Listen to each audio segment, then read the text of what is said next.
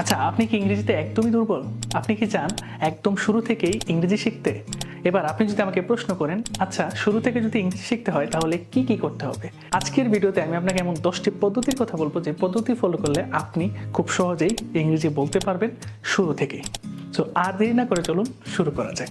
Step number 1, ইংরেজি ভীতি দূর করা। ইংরেজি শিখতে হলে প্রথমে আপনাকে ইংরেজি বলার যে ভয় সেটা দূর করতে হবে। স্টেপ 2 তে আপনাকে বেসিক ভোকাবুলারি শিখতে হবে। সো বেসিক ভোকাবুলারি শিখতে হলে কি করতে হবে? প্রতিদিন 5 থেকে 10টি ভোকাবুলারি আপনি শিখবেন, অথবা ডে বাই ডে আপনি প্রথম দিন 5টি, পর দিন 10টি, এরকম করে প্রতিদিন 5টি করে নতুন নতুন ভোকাবুলারি আপনি শিখবেন এবং সেগুলো খাতায় লিখবেন। স্টেপ নাম্বার 3 হচ্ছে বেসিক গ্রামারে ফোকাস করা।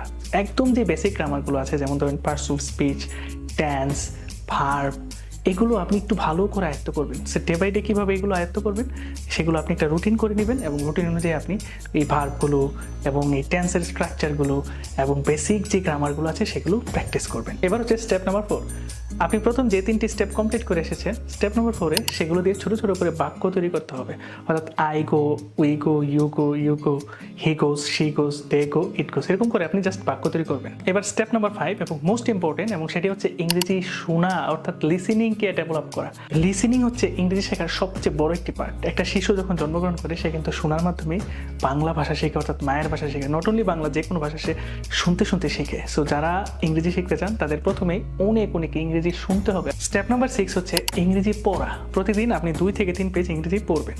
স্টেপ নাম্বার 7 হচ্ছে আপনি প্রতিদিন 1 থেকে 2 পেজ ইংরেজি লিখবেন।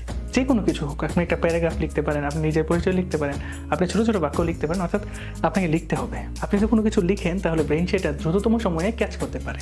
স্টেপ নাম্বার 8 হচ্ছে ইংরেজি কথা বলার চেষ্টা করা। আপনি যে ছোটো ছোটো বাক্য দিয়ে কথা বলবেন, আপনি চাইলে কাউকে প্রশ্ন করতে পারেন, হোয়াট ইজ ইউর নেম, এবং আনসার দিবেন হোয়াট, ওয়েন, হোয়ার, হাউ, এই ডব্লিউশনগুলো দিয়ে যে কাউকে প্রশ্ন করার চেষ্টা করবেন। স্টেপ নাম্বার 9, মোস্ট ইম্পর্টেন্ট, সেটি হচ্ছে ইংরেজি একটি রুটিন তৈরি করা। আপনি সকালে কী বলবেন, দুপুরে কী বলবেন এবং রাতে কী বলবেন সেগুলো থিঙ্ক করে একটি রুটিন বানানো এবং এই রুটিন অনুযায়ী প্র্যাকটিস করা। সর্বশেষ যে স্টেপটি সেটি হচ্ছে ধৈর্য ধারণ করা এবং অনুশীলন করা।